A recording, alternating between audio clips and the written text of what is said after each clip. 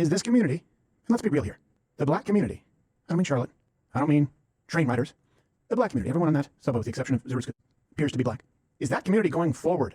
Is the discussion going to center around outrage and doing something to prevent this from ever happening again? So a Ukrainian woman by the name of Zeruska got stabbed on a Charlotte train by a guy named DeCarlos Brown Jr. I saw the video. It was tragic. Like, honestly, like, no, that shit was crazy. But unfortunately, Steve Crowder decided to make it a race issue. He said, when is the black community going to address these issues in their community? And the comments went wild. First of all, this man, DeCarlos Brown, is not some representation of the black community. And on top of that, he wasn't acting out of some racial agenda. In fact, he was mentally ill and homeless, and he had previously been locked up several times. Also, the state of Charlotte was supposed to give him a psych eval back in July. So this is a problem with the system, not black people.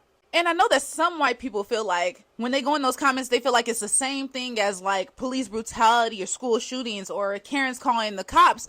But it's not. This is one random person, one random black person. Y'all was like the whole black community. When we speak about issues that are affecting our communities because it's been a pattern, repeat it. This stabbing was one crazy ass black person, not the entire black community. And if you want to make it that, then we see where your mind is. We get it. You don't like us because you wanted to find a reason to not like us over one crazy schizophrenic person.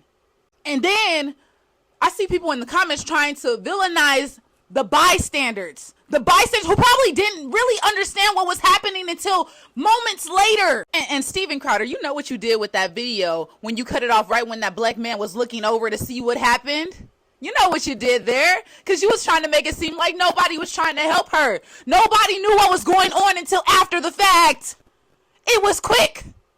And then to try to villainize all the bystanders who probably was just looking at their phones trying to get home from work or whatever was going on. Nobody thought that there was going to be a stabbing on the train, so they were shocked.